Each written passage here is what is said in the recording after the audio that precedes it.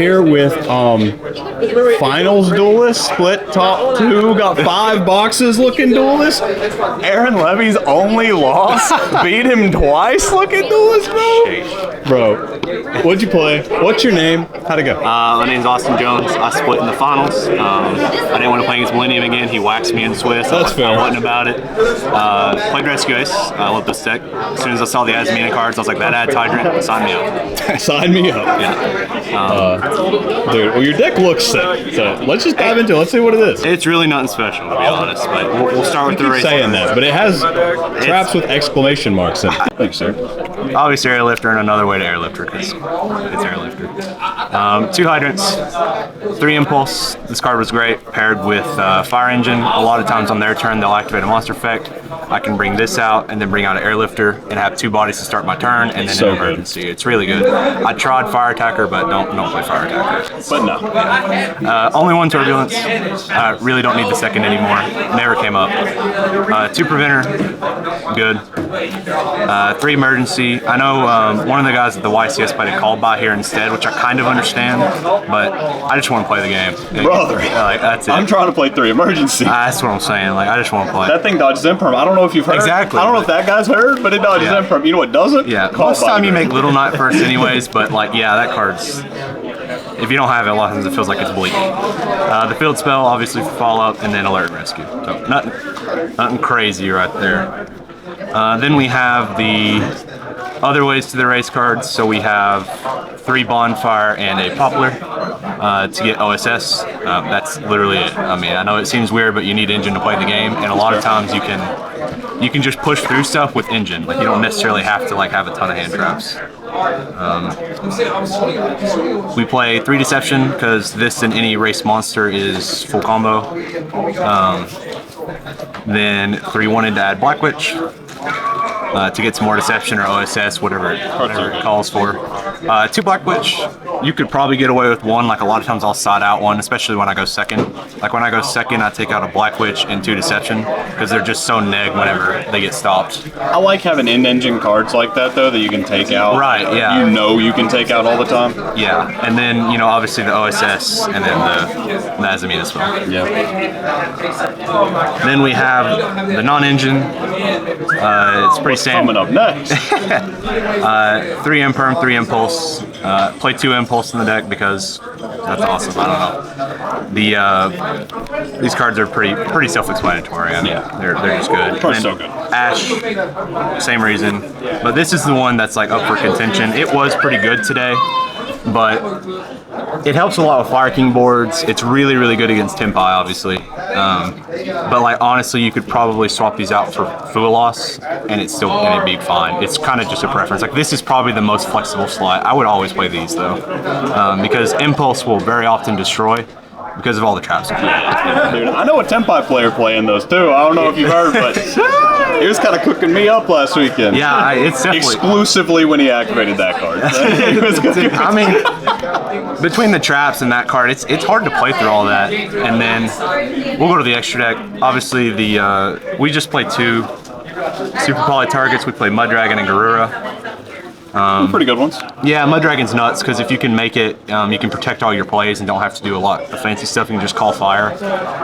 Sometimes you can't make them though, so that's when you make Garura. Yep. That's about it. You could technically play Drago Sepelia for like Desiree boards, but the problem is Desiree will just send it, so you don't actually net anything. You just out 2 bodies, which isn't necessarily bad, but I just didn't think it was worth playing. We play the 2 Azamina fusions to get to more engine and to negate. I mean, they are what they are. I'm still playing 2 Little Knight, similar to the time where, you know, we would make Baron and stuff. Yeah, ISOL, Baron, that line. Really, you have to make one always when you go first, because the name of the game is Resolve Turbulence, right? So. And the second one is just for later. Right, and this isn't, you know, not news to most people, I'm sure, but you make this, summon Turbulence. If they do it on summon, you just link off into Princess, bring it back, and if they do it in response, you just tag it out. I mean, so good. If you're resolving your set 4, there's a smile on your face. Like, that's all you need to do. I have an IP in the deck just as a Plan B every now and then. I think I made it once. Honestly, you don't make it very often. You play Hita, a lot of fire cards, pretty self-explanatory. Anima, because there's some lines where you like want to put your Hydrant engrave, so you can like summon Turbulence or summon Preventer, or want to. I mean, I didn't use the effect, but you could also go into Dark. So then, obviously, we play Raging Phoenix and Solantis to kill people. Phoenix to kill people when they don't have boards and to blow up back row. And then Sunlight Wolf, just kind of like a value engine. It's really probably not needed. You could probably find something else there, but it is fun. I made it a couple times. In the side deck, we have our plan against. Everybody has played Thrust. Yeah, just everybody. When stuff goes awry, I need a plan B. And these are my plan Bs. This is obviously really good against Tenpai. And anything else you can use it against, but this is really good against Snake Eye and Fire King. They can't do a lot. It's kind of tough. Full loss for when I go second. Like I said, you could probably swap out the Super Poly for these and main deck them, but like the way my siding patterns are working, I was comfortable with them in the side. I honestly never even resolved one, so it's hard to say. I don't know.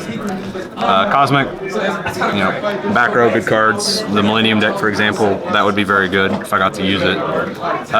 Reinforce, just kind of a thing to add in against like evenly and stuff, so you can like make a big Turbulence, leave it sitting, and you can just set up interesting plays with this card. It's not great, but I played it anyways. And then this card because I hate dying. I also hate dying. Yeah. That's base. Well, man, your deck looks good. You keep saying that it's boring, but I think it's sick. I mean, it's pretty much super similar to those guys that played it at one of the more recent YCSs. It's a lot of fun, though. I love this deck. I was very sad when Airlift went to one. I want him back for sure, but it's a fun deck. Shout out to you, man. We hope to see you next time. We hope that I really enjoyed, your deck profile that was way better than Tom's. God. Oh, man. Do you have any shout-outs before we go? Of course, Matthew. He came up with me, and let's go! Look at him. Not even hungover. Yeah, he drove Not hungover. That's why I lost. Let's go. He drove us. That's awesome. Taylor, Connor, all the boys, everybody hanging around. It was a good time. It's a fun tournament. Well, man, congratulations. We'll see you the next one. Absolutely.